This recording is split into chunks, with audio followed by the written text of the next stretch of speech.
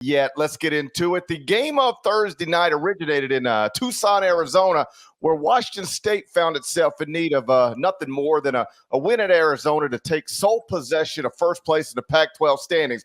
Problem is, nobody wins at Arizona. Tommy Lloyd's Wildcats entered the game with a 13-0 record at home this season. They were 13.5-point favorites at tip. This was not supposed to be close, but hey, that's why they play the games, dead leg. Final score, Washington State 77, Arizona 74. Cougars, after being picked 10th in the preseason Pac-12 poll and having 0 conference championships since 1941, are now alone atop the Pac-12 standings with just 4 regular season games remaining. Dead leg, makes sense of the miracle Cal Smith is pulling off in Pullman. It's an awesome game, and it went late, but your guy stayed up to watch all of it. I think this thing ended at about 1:20 Eastern or thereabouts. I'll go big picture on Kyle in a second, but I want to talk about the game because it was a heck of a game. I thought it was going to be close. I thought Arizona would win, but I did think that Washington State was going to be able to keep it close, and it was quite enjoyable here. I think Nada's got the box score. He'll toss it up in just a second. Jalen Wells is the big name to know from this one because he was outrageously good, and it was his 4-point play from the corner on an offensive rebound / busted possession that gave Washington State the lead after Arizona was up 4 with about a minute to go. Wells was 9 of 16 from the field. He made 6 trays in this game and was just huge. Game high, 27 points. Caleb Love also had 27. Caleb Love didn't even get a chance to get off the final shot because he wound up slipping and falling while driving to the hoop there. He should not have done that. That was not smart. Well, I don't think that was in the plan. I don't think Tommy Lloyd drew up the Caleb drive to the hoop and fall on your ass play, but that's how it went down. Washington State wins 77-74 and gets just a huge win in a really tough environment. Such an enjoyable game. Wells said afterward, I've got it here. I pulled up the quotes early this morning because he was something else. He said, "This is big. There's a lot of moments we could have folded, but we stayed poised, kept fighting back. I think it's a big win for us. Just because people thought we were the underdogs, people saying, oh, you got to go play Arizona. No, they've got to play us." And as for, I love that. And as for the winning, put it on a T-shirt. They've got to play us. Yeah, you're stuck in here with me. He said on the play that he won, that he helped win the game. It wasn't technically the winner in the moment, but he said, honestly, I caught the ball, I shot it, I didn't see the rim. Then I was laying on the ground. A dude was sitting on me. I look up and hear someone say, "Yeah, dog." And it was a crazy shot. Like it was really, really, really impressive. And I can't say enough about what Kyle Smith has done. This was the first time since 1983 that Washington State had defeated a team ranked in the top 4 of the AP Top 25. 83, 39 years. And now Washington State is atop the Pac-12. Trivia time. Figure you might have looked this up. When was the most recent year Washington State won the regular season in the configuration in a prior iteration that was essentially the Pac-12? Here's your first hint. It was nowhere close to being named or being the Pac-12 at that point. Oh, man, that's going to be like 1888. No, James Naismith had not invented basketball yet in 1888. But he was thinking about it. He was already thinking about it. He might have been thinking about it. He might have been thinking about it. He was already, I know he was thinking about it. I know it was in there somewhere. Most recent conference championship. Yeah. It's not 1888. I'd probably have to go with like 1931.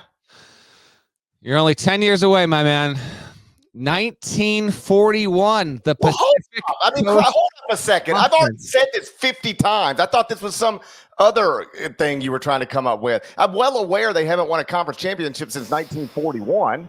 That's what I said. The last time they won a regular season in a conference, it wasn't called the Pac-12 then, it was 1941. No, but you threw some weird words in there that got me confused. I'm sorry for using the English language. I'll try better next time. Just tone it down a little bit, all right? Just dial it back. You're talking to I'm a product of Mississippi Public Schools. Dial it back a little bit.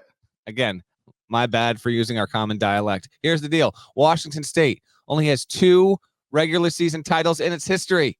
1917. I don't even think that should count, if I'm being honest here. Like, that shouldn't even count. I'm giving it 1. I'm taking that one off the books. I'm sorry, Wazoo. And 1941. And they're got a great chance to do it now. We talked about Washington State recently because of the Miles Rice thing, and I wrote about that, and it still remains. I discovered Washington State.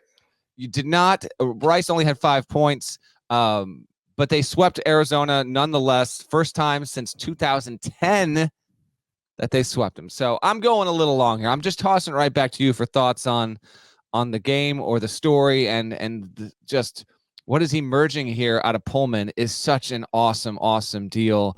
And for them to get that road win, whoo boy, Washington State now I think won 7 in a row. I want the official record to reflect that I'm very aware that Washington State's last conference championship was 1941. I mean, it's in the top 25 and 1 this morning, and that was filed 2 hours ago. All right, I know. At this point, I know everything about Washington State. Okay? I thought I asked it pretty clearly, but it is early in the morning, so you put a word in there that I didn't quite. I thought you was trying to. I thought you were saying before 1941. What was it? I didn't say that. I didn't say before 1941. I know, but you had a word in there, buddy. Just go back and replay it. It had like a bunch of syllables. It was like it's situation got you. Yeah. It's a tough. Okay. You put me in a tough spot very early on a Friday. I got one for you. This comes from Jared Burson. He invented ESPN Stats and Info. At this point, he's like programming like 20% of your material, by the way. Continue. Yeah. Well, this is how I learn stuff. Okay. How else do you learn stuff? Sorry for trying to be smarter. Sorry for trying to learn. I know we live in a world where nobody wants to learn anything anymore. I'm trying to learn still. Jared Burson, he runs ESPN Stats and Info forever. Lifetime contract over there. He tells us that Washington State is now the only school in the country that has 2 wins over the past 2 seasons on the road against a team ranked in the top 5 of the AP poll. Boom. You ready for this? Before Kyle Smith did it? 1941. Never. 0-34 all time. The program was 0-34 all time on the road against the top 5 opponent. Kyle Smith moves to Washington State. He's 2-0. Kelvin Sampson, 0. Tony Bennett, 0. Kyle Smith, 2-0.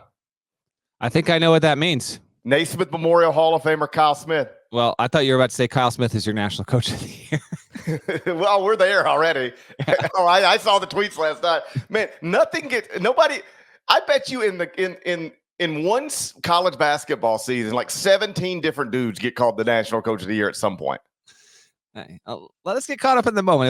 It was a fun late night for College Hoops Twitter, and I think he is arguing with the front runner. That is our poll chat right now. We'll give you the results here before we get out of the A Block. Any more thoughts on what's emanating in Pullman, man? Obviously, one of the best stories of the year. I was flying home last night. Thankfully, the game started late enough. I got home at halftime, so I was able to watch the whole second half. Wow. Okay. Oh yeah. Yeah, no, late arrival for your guy over there. Yeah, I'm living a tough life. You don't even want to know. You don't want to know what you don't want to know what my life's dealing with right now. So I get home and I've got. I was able to watch the second half, and what was most interesting is, like it played out in a way that it just felt like, all right, if this were a 37-minute game, they'd have won it. If this were a 38-minute game, they'd have won it. But they're not going to win 40. I mean, it felt like it slipped away from them, right? Yes, for sure. I thought Arizona was going to win that one down the stretch there because they took a lead, and Washington State, like, you're on the road, and McHale looked rocking. They had some like fish show glow stick situation going on that I really like. I hope that's not just a 1-game thing. If they'd been doing it earlier this season, I'm sorry, I missed on that. So no, yeah, the vibes were very good for Arizona. They were relying on Caleb Love to the extent where I think they probably should and need to, but it definitely was, the Caleb Love experience trademark. It just, and unfortunately, like probably most people thought, I thought they were actually going to have Pelle Larson maybe try and get that last shot off. And heck, for all I know, maybe that was an option on that play, and it just got unlucky when he slipped and fell, and they didn't even get a chance to get the puck. Yeah, listen, I'm not going to blame Caleb Love for slipping. No, all right. He was getting where he was trying to get to, and he just slipped. And it's not like he hadn't made a big play just a minute earlier. Hit right? a layup with 51 seconds to go that helped, give Arizona a little bit of That's right. And then that was followed by the Jalen Wells 4-point play. So, yes, it was the Caleb Love experience. And I guess that's a part of the story that he slipped with the game on the line, but he slipped with the game on the line. He didn't take an awful shot with the game on the line. He just slipped. And sometimes that happens in basketball. But my larger point, I was just impressed. Washington State, first, they came out and they're in it from the jump. They're in it the whole game. They're controlling most of the game. And then I've seen it a million times. The perceived better team is at home, and they just flip it in the final 6 minutes. It happens. You know where you really see it? NBA all the time. When you got these really good teams on the second night of back-to-backs and they're like going through the motions and it's like, all right, let's go win this now. And then they'll play the fourth quarter and they'll get out of there with the win. I see this stuff all the time. And it felt like that's what Arizona was going to do. All right, we've let them hang around, but now let's go take this. And Washington State took it right back. That's how you win a conference championship for the first time since 1941. It's impressive stuff. And, this thing can still go a million different ways. But KenPom does, for what it's worth, project Arizona and Washington State to now both finish 15-5 in the Pac-12. And that would make them co-champs if it goes down that way. And that would be good enough to be a conference champion for the first time in more than 8 decades. Yeah, right now, here's the fight. And I'm a stickler when it comes to locks, so I'm almost at lock status with Washington State. If it were to lose its final 4 regular season games and its first Pac-12 tournament game, it actually might be sticky, but it's going to the tournament, people. It literally needs one more win, and it will be a lock. They play Arizona State on Saturday. ASU almost came back, which I wonder if it was going to be the biggest comeback in school history against Washington. But they didn't. So we'll see if Arizona State can pick itself up off the mat and try and give Wazoo a game on Saturday. But yeah, at this point, Wazoo has won all but one game since January 6th. The loss was in overtime against Cal at 12-4. And then here's the deal. It's at ASU, but GP, then it's home USC, home UCLA, home Washington. High probably. I know Palmori's got Arizona and Washington State winding up tied at 15-5 in the league. I guess that's the worst case scenario because, barring what we haven't seen to be the case at all this season, Washington State's going to have a claim to a conference crown. And a couple more thoughts on this whole thing. I think it is so incredible that after this school and Oregon State, but Oregon State isn't holding up its end of the storybook portion of this whole thing. Washington State just left stranded, even Stanford and Cal bolting for, the odd bedfellow situation with the ACC and then everyone that goes to the Big 12. Last night was a WCC Big 12 matchup, oh, by the way, in this final year of the Pac-12 with Arizona going to the Big 12 next season. And I think it's just really, really cool that this program in the final year of the Pac-12 as we know it is on pace to win it. And I know its president has up until a few days ago was creating a little bit of a filibuster situation with the CFP. Why not, man? You got left in the cold, and they won out some lawsuits. So Washington State has been taking wins left and right. I think that's personally, I hate the fact that the Pac-12 dissolved. And so, yeah, any flowers and victories and awesomeness and great headlines that come Washington State's way, I'm more than okay with it. I think it's a really cool plot development in college sports. And also, I woke up to this morning. The game ended. I was wiped. I was like, all right, time for bed. This is incredible. I looked and I didn't see any video, so I don't know if video's out there. This is from Matt Chazanow, who tweeted this at 1:28 Eastern. He is the play-by-play voice of the Washington State football and men's basketball program. Washington State assistant coach Jeremy Harden, Tucson native, just proposed at midcourt after the win here in Tucson. She said yes. Cougs win. Harden gets engaged. He went to Tucson High, beats Arizona, gets engaged on the midcourt A logo. So, talk about your all-time night, man. My brother, shouts to Cody, who listens to this pod, and his fiance Kayla. They just recently got engaged like last week. Told him I'd get a mention on the show. This is your chance, little bro. So congrats to them. But this is nothing on the Washington State assistant going back home, getting what I would love to know is if you lost the game, what's the plan? Like, you're still doing this? They pull off the upset, an all-timer. Maybe he pivoted in the moment. Is like, you know what? I'm doing it now. This is my hometown. Really, really, really cool story. Congrats to Jeremy Harden and his now fiance for pulling off just something amazing. The fact that he's from Tucson and they sweep Arizona. He does it in the perfect situation. Program almost never is in that spot. So I wanted to bring that up. Congrats to him. Really cool vibes right now with that whole program. Congrats, Cody, on your engagement. Your brother thinks it's awesome, but just not as awesome as Jeremy Harden's. Correct. My brother did it on Valentine's Day, which more power to him. His fiance didn't think it was coming. He surprised her totally, which is awesome. Thrilled.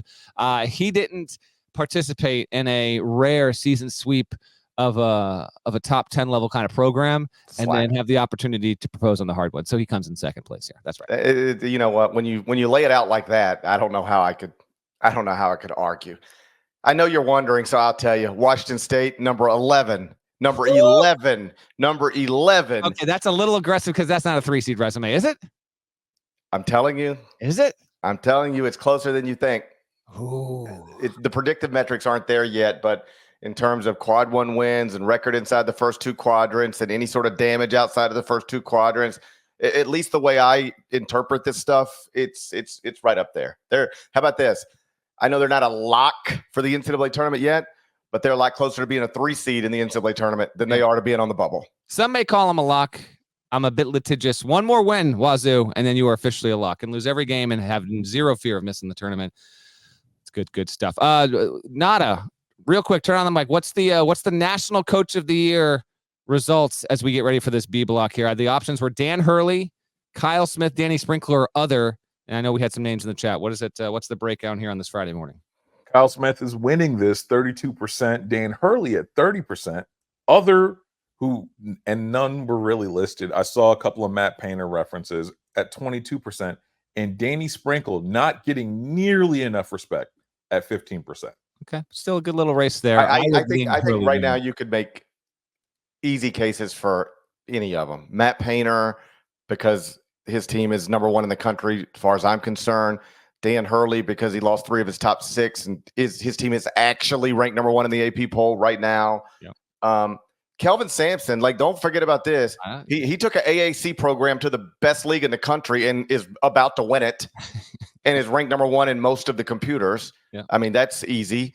Danny Sprinkle, obviously at Utah State, we've talked about, but absolutely. Kyle Smith, I mean, you take a program that's never supposed to win and you're on the verge of winning a conference championship, and you sweep Arizona, which was announced as a 1 seed just, the other day by the selection committee, regular season sweep at them. You win as a 13.5 point under, like all of it. So yeah, I don't think there's a dumb answer as long as your answer is, and there's probably more, but certainly those 5 guys are totally worthy candidates right now.